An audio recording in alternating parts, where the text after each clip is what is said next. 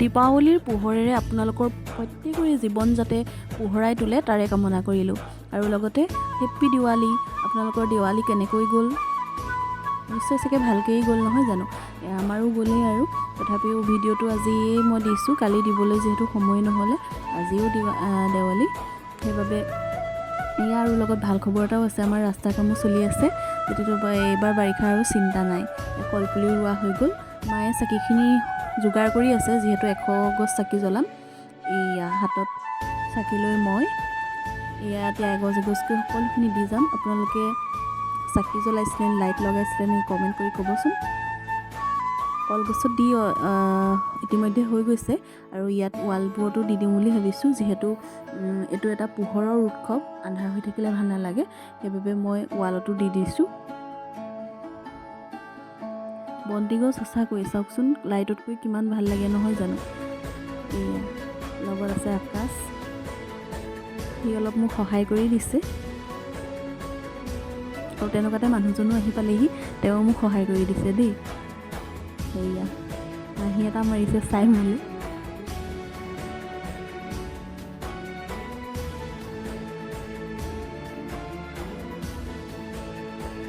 দেৱালী বুলি ক'লে ৰংগুলি এটা নবনালে ভালেই নালাগে নহয় জানো? সেইবাবে ৰংগুলি এটাও বনালোঁ, যিহেতু মোৰ হাতত ফাকুৱা এভেইলেবল নাছিল, সেইবাবে ফুলে দিয়ে বনালোঁ। কেনেকুৱা হৈছে কমেণ্ট কৰি জনাবচোন।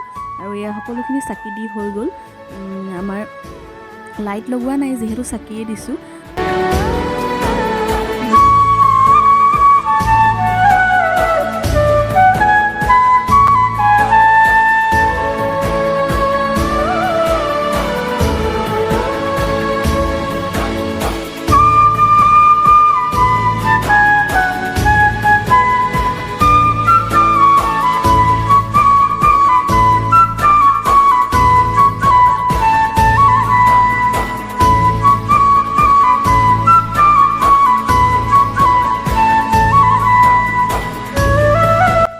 দীপাৱলী বুলি নামঘৰলৈ আহিলোঁ, নামঘৰৰ ৱালতে দুগছ চাকি দিলোঁ আৰু সেৱা এভাগো ল'লোঁ। আমি প্ৰত্যেকবাৰে এনেকৈ নামঘৰত চাকি মম দিওঁহি ৱালতে আহি, যিহেতু নামঘৰ ভাগনো কিয় আন্ধাৰ হৈ থাকিব লাগে নহয় জানো?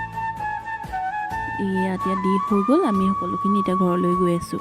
লগত ধূন আছে, মানুহজন আছে আৰু খুৰীও আহিছিলে। তাৰপিছতে ঘৰত আহি অকণমান মানুহজনে কলগছ জ্বলালে।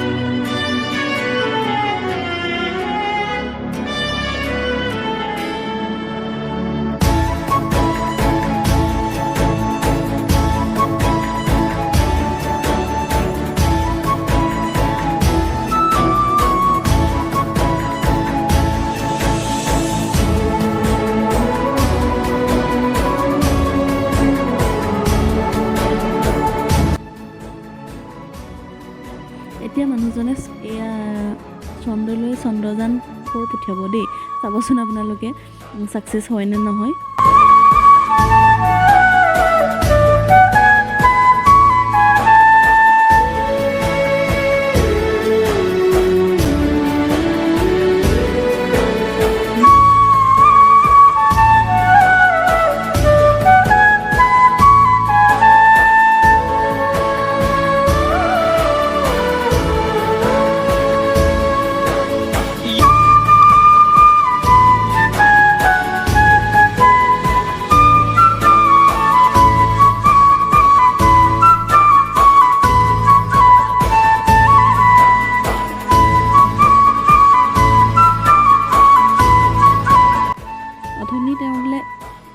ফটকাটো গাঁঠিটো নোখোলাকৈ দিছিলে, এতিয়া তেওঁ গাঁঠিটো খুলিবলৈ চেষ্টা কৰি আছে।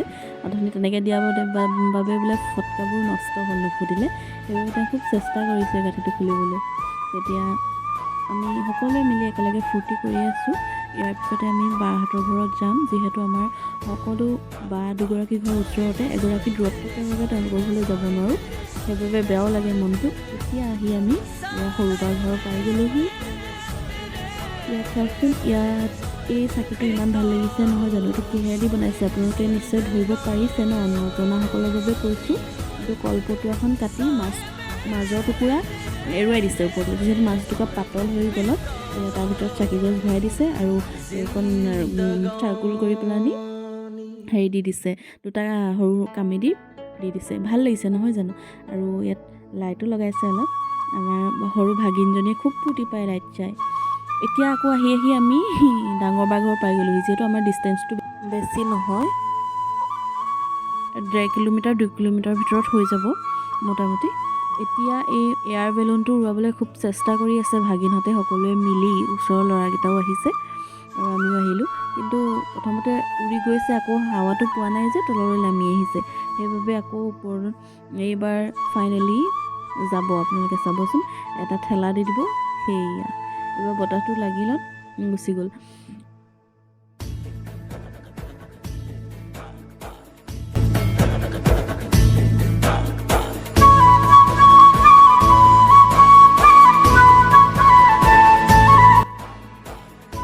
এতিয়া এই শ্বটটো দিবলৈও ভাগিনহঁতে আমালৈ ৰৈ আছিল।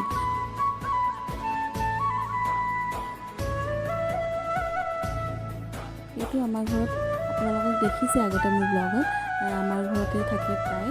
এইটো মৰমৰ ভাগিন গুলু। ইয়াৰ কি উৎপাত, ইয়াৰ কি ফূৰ্তি। মোক ফোন কৰিছে, মামী আহিবা নাই তুমি, বম ফুটাবাহি, তোমালৈ বস্তু থৈ দিছোঁ।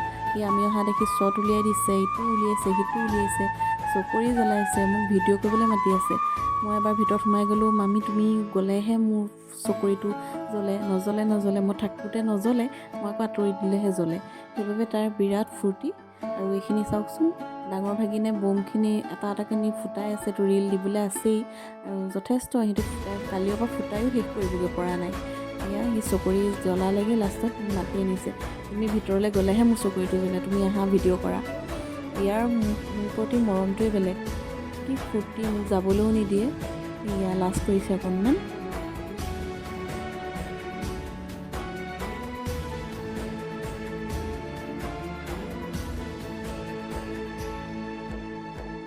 যিহেতু মোৰ মাৰ ঘৰো ওচৰতে, 1 কিলোমিটাৰ 1.5 কিলোমিটাৰ মানে হ'ব, সেইবাবে বাহঁতৰ ঘৰত গ'লোঁ যেতিয়া আকৌ মাহঁতৰ ঘৰত পাক এটা নামাৰিলেও ভাল নালাগে নহয়। ভণ্টি ভাইটিও ফোন কৰি মাতি আছে, ভণ্টি দেউতা বহি আছে, ভাইটিয়ে বম ফুটাই আছে, সেইবাবে ঘৰতো পাক এটা মাৰি গ'লোঁ।